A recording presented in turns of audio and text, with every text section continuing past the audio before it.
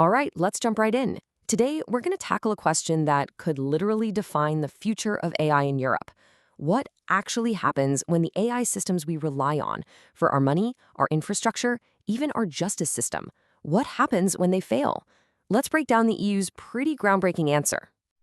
So let's really think about this for a second. Imagine an AI system that handles credit scores mistakenly denies you a loan you desperately need. Or what if the AI managing your city's power grid just glitches out? What's the protocol then? Who's on the hook?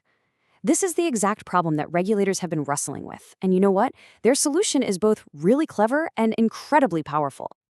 But before we can even get to that solution, we need to get super clear on what the EU actually means by high-risk AI. I mean, the term gets thrown around all the time, but the AI Act is extremely specific about it. And as you can see, these categories are very, very real. We're not talking about some abstract sci-fi technology here. This is about AI systems being used right now for biometric IDs, for managing our water and electricity, for deciding who gets a job or a loan, and even for playing a role in law enforcement. I mean, these are areas where a failure can have immediate, serious consequences for people's lives and, you guessed it, their fundamental rights. So, the key takeaway here is that this is not some theoretical debate. It's a real-world legal and social problem. And the answer the EU came up with, well, it could very well set the standard for the rest of the globe. Okay, so how did the EU actually tackle this challenge? Well, they came up with this really smart two-tiered system for when things go wrong. Let's break down exactly how it works. You know, the absolute easiest way to understand this is to think about a car recall. It's the perfect analogy. So a cosmetic issue, like a rattling glove box, yeah, it's a problem, but it's handled very differently than, say, total brake failure. The response has to match the risk. The EU took that exact same logic and applied it to AI.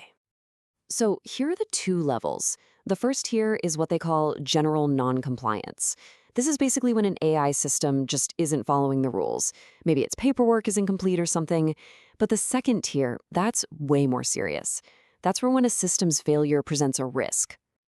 So what does presents a risk actually mean? Well, the law is pretty clear. It's any situation that could lead to some really severe outcomes.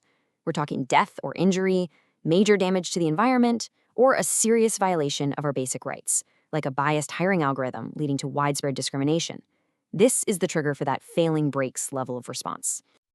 And this is where you see the practical difference. For a Tier 1 issue, that general non-compliance, the AI provider has to tell its business partners up and down the supply chain. But for a Tier 2 issue, the big one, they have to tell everyone in Tier 1, plus the national government regulators. And that is the crucial escalation point. That's the moment the authorities get that phone call. Now, what's really fascinating is that this elegant two-tiered system, it wasn't the original plan at all. In fact, it was born out of a huge disagreement between the EU's main players. This timeline really shows that legislative tug-of-war.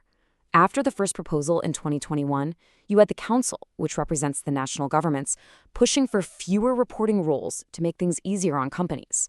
But then the European Parliament pushed back, and they pushed back hard.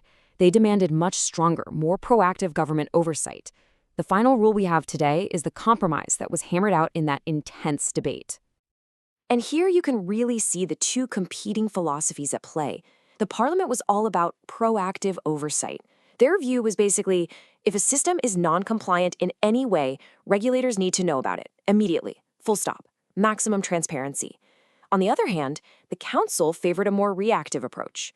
They were arguing that companies should just handle the smaller stuff internally and only get regulators involved when it's absolutely necessary, to avoid slowing down innovation. And so this two-tiered system is a synthesis of those two positions. It's a classic legislative compromise, right? It takes the Council's view for the lower-level problems, but fully embraces the Parliament's demand for immediate government notification when the stakes are at their highest. Okay, so a provider finds out their AI is non-compliant. They know who they have to tell. But what do they actually have to do about it? Well, the law gives them a very clear playbook of corrective actions. And here's that playbook. The provider has four main options. First, they can just fix the bug and bring the system back into conformity. Simple enough. Or they can withdraw it, which means they stop selling it to any new customers. They could also disable it, basically shut it down for everybody until it's fixed. Or, in the most serious cases, they have to issue a full-on recall, actively getting it back from people who are already using it. But they don't just get to pick one at random. Providers have to weigh a bunch of critical factors. How bad is the problem, really? What's the potential impact on people's rights and their safety? Is a fix even technically or financially possible? And this one's huge. How can they minimize disruption, especially if that AI is part of an essential service like healthcare or transportation? So let's zoom out. Why does all of this matter beyond the EU? Well, this one rule, Article 20 of the AI Act, it provides a potential blueprint for how AI could be regulated all over the world.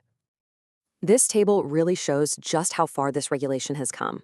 The first proposal back in 2021 had pretty limited oversight and a lot of vague language. But just look at where we ended up in 2024. We've got strong oversight for serious risks, mandated collaboration not just with business partners, but with the actual people using the AI, and super specific triggers and obligations. It is a massive evolution towards a much tougher framework. So, what's the big picture here? This final rule really strengthens three core principles. It boosts accountability by making providers report their failures. It increases transparency with crystal clear duties to inform everybody involved. And, most importantly, it seriously enhances safety by creating a clear, predictable process for getting dangerous AI systems off the market. And this, right here, is the big takeaway. This isn't just about punishing the developer. It's about creating an entire ecosystem of shared responsibility. Everyone, from the company that builds the AI, to the hospital that uses it, to the government authority that oversees it, everyone now has a clear role to play in keeping us safe. So that leaves us with one final thought. The EU has drawn a very clear line in the sand.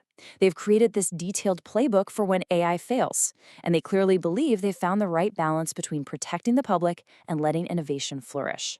But is this the final answer, or is it just the beginning of a long and tricky journey? It's a question we'll definitely be watching. Thanks for joining me.